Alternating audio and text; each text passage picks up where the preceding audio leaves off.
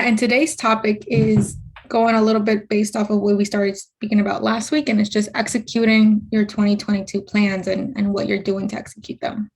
So would anyone like to start? I'll start.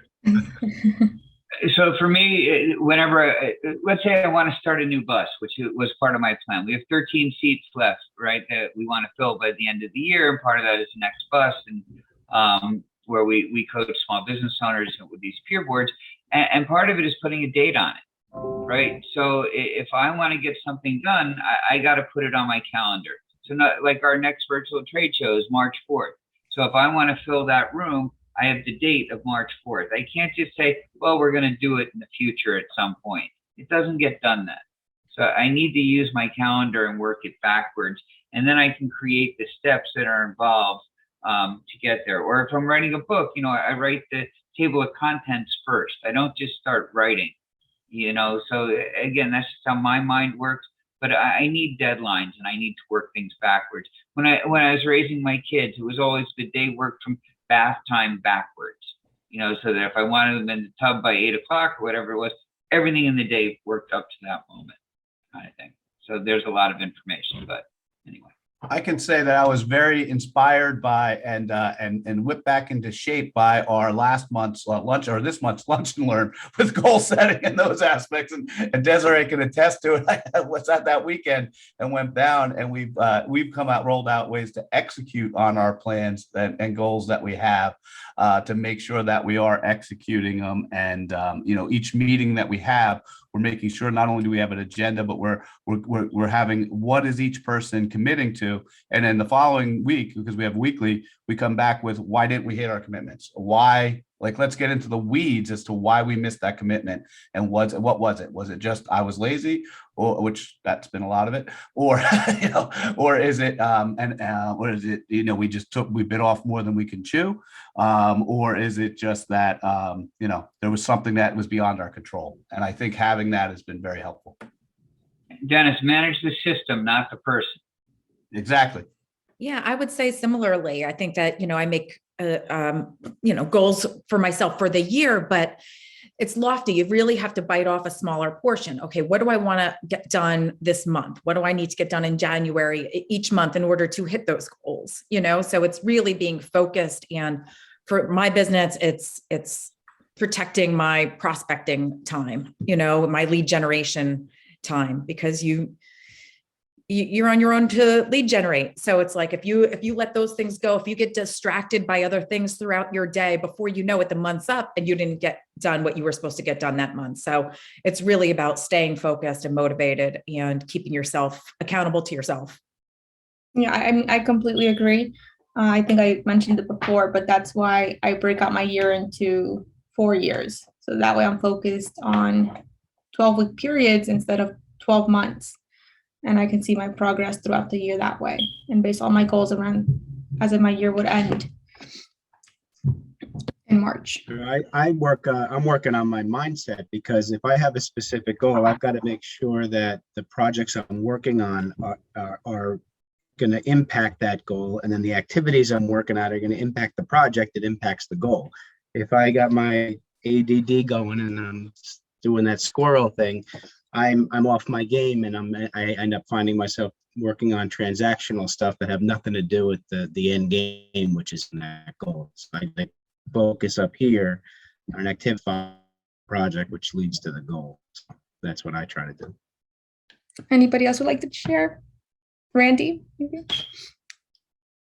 I popped in a little late. I'm sorry, but I'm assuming you guys are talking about goals. Yeah, executing your goals.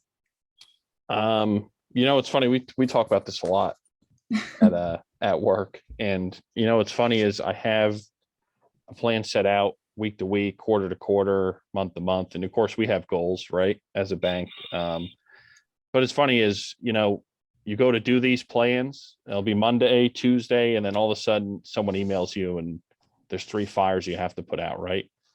So I kind of do it on a priority basis, and then what I'll do is really, I'll just try to hit my yearly goals and just try to do it, month by month, week by week. There's really no signs to it for me, personally. because, you know, I have my really busy weeks, and I guess like everyone else, you have your slow weeks, and it only takes 1 or 2 clients to kind of get you back into the fire. But I think a lot of it's just sticking to, you know, some type of formula. Like I said, it's kind of tough a lot of times, but just kind of getting in there and, you know, kind of just using what has always worked, and don't deviate from your system too much. Add things to it, take away a few things here and there, but I think it's important you kind of have a somewhat of a system in place. If any of what I said makes sense, or maybe I was just rambling. I don't know. No, that makes complete sense. And I think also with the, you know, you can let clients bog you down and take you off of your calendar, your schedule, and your mission. So a lot of times, what we've been trying to do and focus on is, and what we hadn't done, and we knew this, was we set the rocks. You know, there's certain rocks in our calendars, things that are going to get done. And if the client's the problem, then we just, you know, that's the problem. That's the client's issue, and we move on.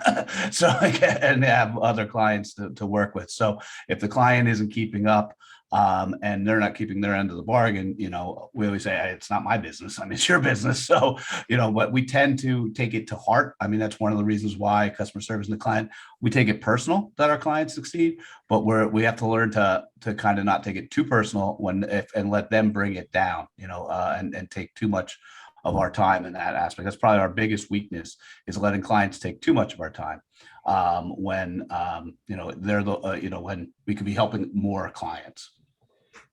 Yeah, I agree with that. You know, it's one of those things, you get an email and you're like, I got to do it. But in reality, it's not that big of a deal sometimes. But it's just one of those things, you don't want it to pile up and then you forget. And, you know, they're like, hey, I haven't heard from you in a week. And you're like, oh crap, I completely forgot to email you back. Desiree, can you give some input, because you're a master at executing? I don't think you've ever missed. So how do you do that? Like today, she came in with a whole new plan of how we're going to do everything, but on something we talked about. Like I said, I just talked about it, and she's already implemented it. So can you talk a little bit about you know, what you use to use your strategy and implement? Because you just amaze me. I think what I wanted to share is what the project management tool that we are using, which is Asana, which has been very helpful in managing, you know, all of those different tasks that we have daily. So this year we are kind of promising, or, you know, to be more committed into putting all those tasks in Asana, so that we know that we are doing things efficiently, so that we know that we are executing all our plans. So I think it's not just when you're working with a team. Also, if you just want this to manage your schedule, you just want to manage your tasks for the day, you can also use that. So if you're not using any management tool right now, I would really suggest for you to try out Asana, and you can use it for free. You can set up deadlines for your projects. You can assign it again if you have a team member. So that's really one thing that has been helping me every day with all of my tasks. What was the software called? Asana. We'll put it in the chat. Can you put a link in the chat? Definitely. And that was something that actually the other Desiree from Team Central Jersey swore by, and we tried it. I'd use other project management tools, but it is so easy to use. And what you get for free is amazing. I thought we would have tapped out the free version by now, because we have multiple businesses running on it, whole organization.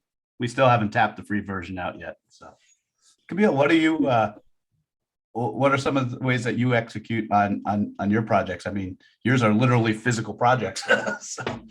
Literal physical projects. So setting the goal for the day in regards to what I'd like to get done, that does take a little bit of just research as far as what colors are trending and what colors I'd like to use, getting all of the supplies that I need. So time management is number one. For the most part, also kind of staying focused on that one particular goal, because sometimes I find that I'll start one project and then I'll go grab a frame and then I'll start that project and I'll have 3 projects going on at the same time. So kind of just staying focused on one, time management and keeping a positive energy and just seeing the finished product like in my head and then seeing the outcome of it. That's important. Just kind of staying positive about all the things I take on to get it complete.